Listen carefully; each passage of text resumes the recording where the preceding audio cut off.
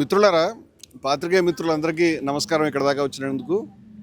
ఈరోజు ఇందాక ఒక గంటన్నర కావచ్చేమో, 2 గంటలు కావచ్చు, సాయంత్రం 5 గంటలకి బీఆర్కే న్యూస్ ఛానల్లో నన్ను ఒక లైవ్ డిబేట్కి మన యాంకర్ మధు గారు పిలిచినందుకు నేను అక్కడికి వెళ్ళడం అనేది జరిగింది. అదే డిబేటు అంటే మతానికి సంబంధించి ఏ విధంగా రాజకీయ పార్టీలు అబ్యూజ్ చేస్తున్నాయనే విషయం మీద డిబేట్ ఉంటుందని నాకు చెప్పారు. ఆ సబ్జెక్ట్ నేను ఎప్పటి నుంచో మాట్లాడడం, బీఆర్కే కూడా చాలాసార్లు వెళ్ళడం వల్ల నేను చాలా ధైర్యంగా నమ్మకంగా అక్కడికి వెళ్ళడం అనేది జరిగింది. ఆ యొక్క చర్చ ప్రారంభంలోనే నన్ను చెప్పమని అన్నప్పుడు నేను కొన్ని విషయాలు చెప్తూ కొన్ని ఫొటోస్ దృశ్యాలు చూపించి రాజకీయ పార్టీలు ఏ విధంగా రాముడిని కృష్ణుని మతానికి సంబంధించి ఉపయోగిస్తున్నాయి వాళ్ళ ప్రయోజనాలకి అనేటువంటి దానికి ఉదాహరణలు చెప్తూ ఈ బొమ్మ చూపించానండి.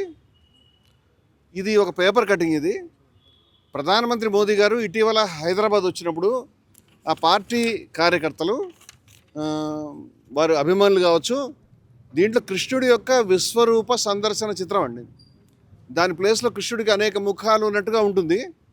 నేను Hindus for plurality and equality సంస్థ ప్రధాన కార్యదర్శిగా, గౌరక్ష సేవా సమితి యొక్క అధ్యక్షునిగా, హిందుస్థానీ గౌరక్ష సమితి యొక్క అధ్యక్షునిగా, జయభారత్ యొక్క జాతీయ ప్రధాన కార్యదర్శిగా నేను ఆ చర్చలో పాల్గొంటున్నాను.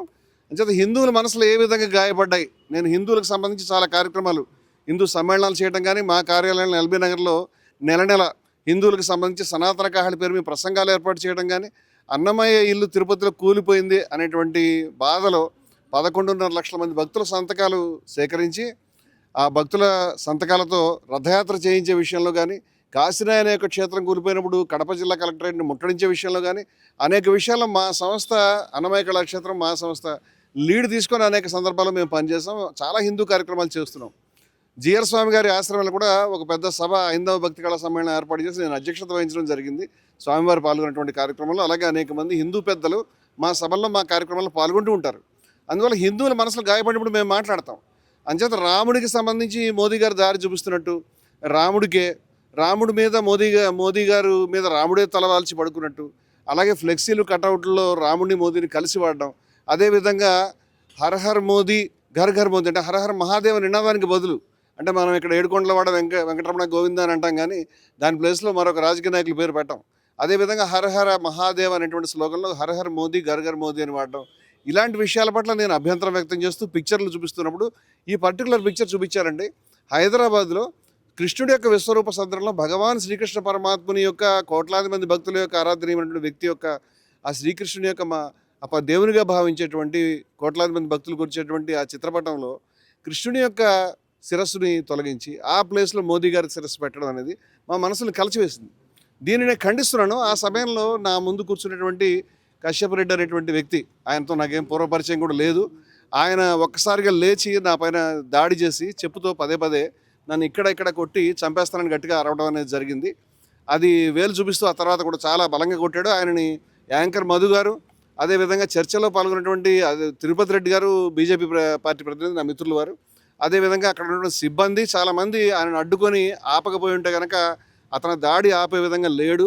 అతను పదే పదే నా మెడభాగంలో, నా సమస్య ఏంటంటే ఇక్కడ నాకు సర్జరీ చేయించుకోవాలి ఇమీడియట్గా, నాకు కార్డ్ కంప్రెషన్ అనేటువంటి సమస్య ఉన్నది. దాన్ని కంప్రెసివ్ మైలోపతి అంటారు వైద్య పరిభాషలో. దాంతో నేను సఫర్ అవుతున్నాను, ఎందుకంటే ఒక నెర్వ్ ప్రెస్ అవుతూ ఉంటుంది, దానికి సంబంధించి నాకు పెయిన్ ఉంటుంది. అక్కడ అతను నన్ను తీవ్రంగా పదే పదే కొట్టడం, ఆ తర్వాత కూడా అందరు సిబ్బంది ఆయనని సారీ చెప్పమంటే సారీ చెప్పను, చంపేస్తానని చెప్పడం అనేది గట్టిగా అరవడం అనేది జరిగింది. చర్చకు వచ్చింది, చర్చల్లో అభిప్రాయాలు చెప్పడానికి కానీ ఎవరినైనా కొట్టుకోవడానికి, చంపుకోవడానికి కాదు అని అతనికి నాగరికమైన భాషలో ఏ విధంగా చెప్తున్నప్పటికీ కూడా అతను వినే పరిస్థితిలో లేడు. గతంలో కూడా ఆ వ్యక్తి బీఆర్కే ఛానల్లోనే 1-2 సార్లు చర్చలకు రావటం, అంతకుముందు గోవుకు సంబంధించిన చర్చ జరుగుతున్నప్పుడు బలంగా అతను చేతులు చూపిస్తూ మా వైపు నరికేస్తా, చంపేస్తా అని మాట్లాడినటువంటి సందర్భాలు కూడా గతంలో జరిగినాయి. అంతకుముందు కూడా మళ్ళీ మరొక చర్చలో ఆన్లైన్లో పాల్గొన్నప్పుడు కూడా ఇదే ధోరణి అతను కనపరచడం అనేది జరిగింది. ఇది ఏదో చెప్తున్నాడులే కానీ భౌతికంగా దాడి చేస్తాడని, అది కూడా కోట్ల మంది, లక్షల మంది చూసేటువంటి లైవ్గా టీవీలో ప్రోగ్రామ్ అవుతున్నప్పుడు దాడి చేస్తాడనేది ఊహించిన విషయం. ఈ విధంగా బరి తెగించి దాడి చేయడానికి అతనికి మరి అటువంటి వ్యక్తి ఏ రాజకీయ పార్టీని కానీ, ఏ విలువల్ని కానీ, ఏ మతాన్ని కానీ, ఈ వ్యవస్థను కానీ, మన మతంలో పరిత్యాగం ఉంది, మన మతంలో విద్వేషరాహిత్యం ఉంది, హిందూ మతంలో కరుణ ఉంది, పరిత్యాగం ఉంది, నిర్మోహత్వం ఉంది, ఎన్నో గొప్ప విలువలు ఉన్నాయి. అటువంటి మతంలో ఉంటూ పక్క మనిషిని ద్వేషించి అసహనంతో మండిపడుతూ ఎవరినైనా కొడతాను, అది టీవీ ఛానల్ అయినా సరే కొట్టి చంపేస్తాను అనేటువంటి ధోరణిలో ఉన్నటువంటి వ్యక్తులు మతాన్ని ఏ విధంగా రిప్రజెంట్ చేస్తారనేది నాకు అర్థం కావట్లేదు. ఈ దాడిని తీవ్రంగా మేము ఖండిస్తున్నాం. అదేవిధంగా హిందువులు ముఖ్యంగా ప్రజలంతా కూడా దీన్ని తీవ్రంగా ఖండించాలని, నేను ఏ రాజకీయ పార్టీకి అనుకూలం కాదు, ఏ రాజకీయ పార్టీకి వ్యతిరేకం కాదు, క్లీన్ రికార్డు ఉన్నటువంటి వ్యక్తులు. మేము ఏ రాజకీయ పార్టీకి అనుకూలంగా ఎప్పుడూ లేము.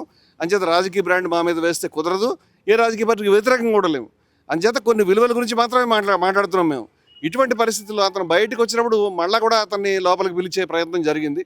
అతను సారీ చెప్తానని మళ్ళీ టీవీ స్టూడియోలోకి రావటం, వచ్చిన తర్వాత మళ్ళీ అదే ధోరణిలో వేలు చూపిస్తూ బెదిరించడం, మళ్ళీ చంపుతానని కొడతాను అనేటువంటి పద్ధతిలోనే మాట్లాడడం అనేది చూసి దాన్ని లైవ్ ఆఫ్ చేసి ఆయన్ని బయటికి పంపించడం అనేది జరిగింది. అక్కడ కూడా అతను చాలా దుర్భాషలు ఆడినట్టుగా నాకు తెలిసింది. ఆ వ్యక్తి నుంచి మాకు ప్రాణాలకు ముప్పు ఉంది. ఈ రకంగా కార్యకర్తలు తయారు కావటం, ఈ రకంగా అనేక మంది రోడ్ల మీద అంటే బహిరంగంగా ఒక టీవీ ఛానల్ యొక్క లైవ్ డిబేట్లోనే ఒక మనిషిని కొట్టి చంపే ప్రయత్నం జరుగుతున్నప్పుడు, మరి అది కూడా ఒక సంస్థ, హిందూ సంస్థకి అనేక కార్యక్రమాలు, హిందూ సమ్మేళనాలు నిర్వహించినటువంటి మా రికార్డులను చూపిస్తాం. హిందూ సమ్మేళనం నిర్వహించిన వ్యక్తికి ఒక బయట ఛానల్స్లోకి వెళ్ళి మాట్లాడుతున్నటువంటి నేను ఒక రచయితని, ఎంతో కొంత మంచి పేరు ప్రతిష్ట ఉన్నటువంటి వ్యక్తి మీద అందరి ముందు ఈ సమక్షంలో దాడి చేయడానికి ప్రయత్నం, దాన్ని కొట్టి చంపుతానని చెప్పేటువంటి విధానం జరుగుతున్నప్పుడు రాష్ట్రంలో ఎక్కడ రక్షణ ఉంటుందో? ఇటువంటి వ్యక్తుల్ని పౌర సమాజం దూరం పెట్టాలి, ప్రజలు దూరం పెట్టాలి. అటువంటి వ్యక్తిని కఠినంగా ఆ వ్యక్తి మీద నాకు ఎటువంటి కోపం కానీ, ఎటువంటి ద్వేషం కానీ వ్యక్తిగతంగా ఏమీ లేవు.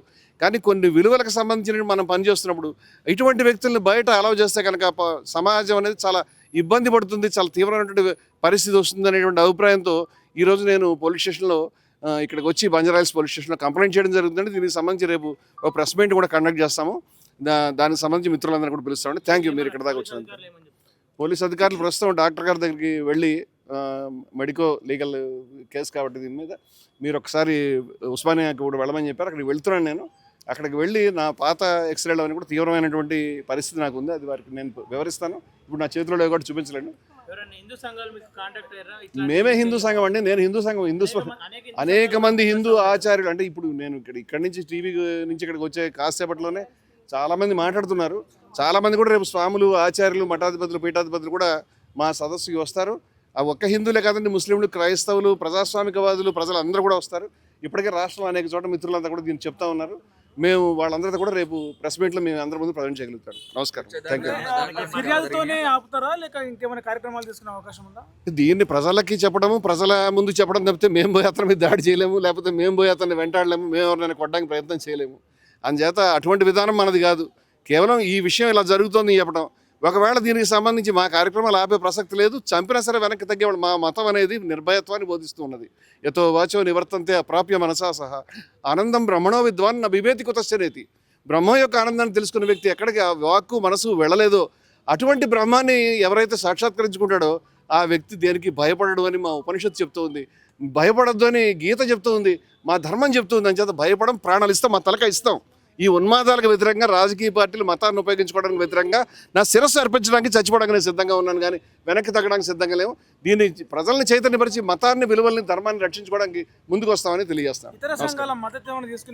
ఇతర సంఘాల మద్దతు ఎవరిస్తే వాళ్ళది ఖచ్చితంగా తీసుకుంటామండి. ఎందుకంటే రాష్ట్రంలో ఉన్నటువంటి దీన్ని మానవత్వంలో ఎవరైనా ఖండిస్తారని నేను అనుకుంటున్నాను.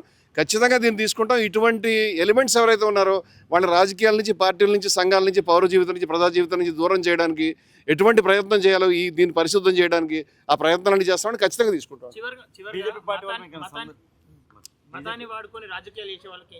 మతాలను రాజకీయాలు చేసేటువంటి పెద్దలకి నేను నమస్కారం చెప్తాను. ఈ పార్టీ ఆ పార్టీ కాదు, అందరూ వాడుతారు. హిందూ, ఇస్లాం ఏదైనా కావచ్చు, మతాన్ని ఉపయోగించుకుని రాముడిని, కృష్ణుడిని, అల్లాని, ఖురాన్ని ఉపయోగించుకుని రాజకీయాలు చేయకండి.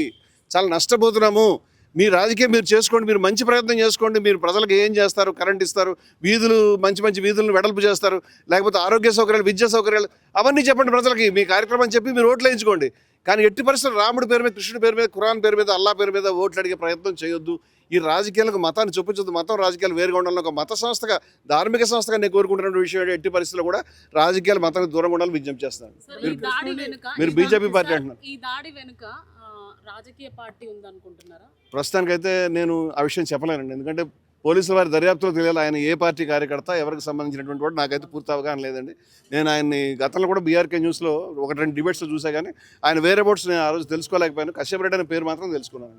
కొన్ని కోట్ల మంది దేవునిగా పూజించే కృష్ణుడిని తలకాయ అని ఏకవచనంతో సంబోధించడానికి దాడి జరిగిందని చెప్పేసి ఇప్పటికే సోషల్ మీడియాలో కొన్ని పోస్టులు నేనేమంటే కృష్ణుని తలకాయ అంటే కృష్ణుడిని అవమానించడానికి కాదు, కృష్ణుడికి జరిగిన అవమానాన్ని చెప్పడానికి.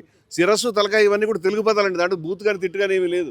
అది కృష్ణుడిని అవమానించే ఉద్దేశం లేదు. నేను కృష్ణుడిని చాలా అభిమానించి గౌరవించి ఆ విలువల గురించి నిలబడేటువంటి వ్యక్తులం మేము ఎవరైనా కూడా.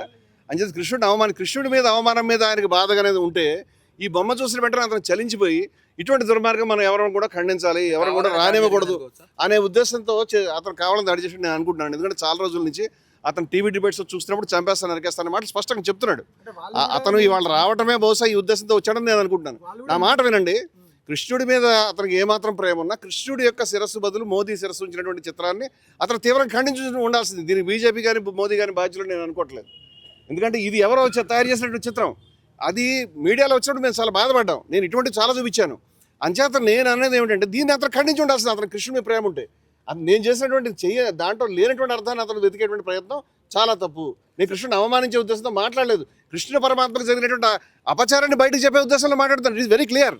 కృష్ణుని తల అట్లా చూపించడం ఇది మొదటిసారి ఏం కాదు. ఇంత ముందుకు సినిమా హీరోలు రకరకాల వ్యక్తుల ఏదైనా అభ్యంతరం అండి. నేను పదే అనేక సందర్భాల్లో ఇటువంటి దృశ్యాల్ని ఇటువంటి చిత్రాలని నేను గత అనేక సార్లు సోషల్ మీడియా డిబేట్స్లోను ప్రసంగాల్లోనూ నేను దీన్ని ఎత్తి చూపిస్తూ తప్పుపడుతూ ఉన్నాను. అది ఎక్కడ ఎవరు చేసినా అభ్యంతరకరమే. ఇవాళ కొత్తగా జరిగింది నేను అనట్లేదు. హిందూయిజాన్ని కాపాడదలుచుకున్న వాళ్ళు వాళ్ళ యొక్క వాదనని వినిపించడం ద్వారా, ప్రజల్ని చైతన్యపరచడం ద్వారా, ప్రజలకి విలువలను నేర్పడం ద్వారా చేస్తారు. కానీ డిబేట్లకు వచ్చిన వాళ్ళని కొట్టడం ద్వారా, ద్వేషించడం ద్వారా, బెదిరించడం ద్వారా, బూతులు తిట్టడం ద్వారా చేయలేరు. నా అభిప్రాయం మతం ఆ విధంగా చేయడం లేదు. అంటే వాళ్ళు మన మతంలో అటువంటి దూషణ తత్వన విజుగుప్సతే, అతడు ద్వేషించడు, అద్వేష్ట మైత్ర కరుణ వచ్చాయని భగవద్గీత చెప్తుంది. తత్వన విజుగుప్సతే అని చెప్తుంది. అదేవిధంగా ఎట్టి పరిస్థితుల్లో మా విద్విషావహ అని వేదం చెప్తోంది. వేదం, ఉపనిషత్తులు, భగవద్గీత ఏవి కూడా ద్వేషించమని చెప్పలేదు. ప్రపంచంలో ద్వేషానికి వ్యతిరేకంగా ఉన్నటువంటి ఏకైక మతం హిందూ మతం. ఏ మతంలో కూడా ఇంత ద్వేష వ్యతిరేకత లేదు. ద్వేషాన్ని ప్రదర్శించే వాళ్ళు హిందువులు కాజాలరు. హిందూ ప్రతినిధులు మాట అతను హిందువుగానే లేడు. అతను హిందూ విలువలు అలవాటు చేసుకోవాలని నేను కోరుకుంటాను. ఇవి హిందూ విలువలు కావు. ఆ విషయాన్ని నేను చెప్పగలుగుతాను.